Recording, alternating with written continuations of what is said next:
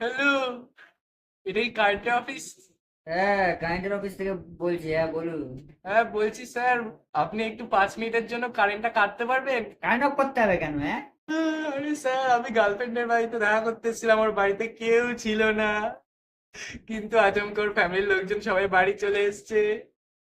আমি এখন খাটের নিচে লুকিয়ে গেছি, এখানে ভেসে আছি। স্যার প্লিজ আপনি 5 মিনিটের জন্য কারেন্টটা বন্ধ করুন, তাহলে আমি পালাতে পারি। হ্যাঁ, সারা হারামজাদা, আমি নিজে সিঙ্গেল মোচ্ছা, তুমি গার্লফ্রেন্ডের সাথে দেখা করতে গেছে তার জন্য আমি কারেন্ট কাটতে দেবো? হ্যাঁ, স্যার প্লিজ স্যার, একটুখানি দয়া করে দিন, নাহলে আমি আর বাঁচবো না স্যার।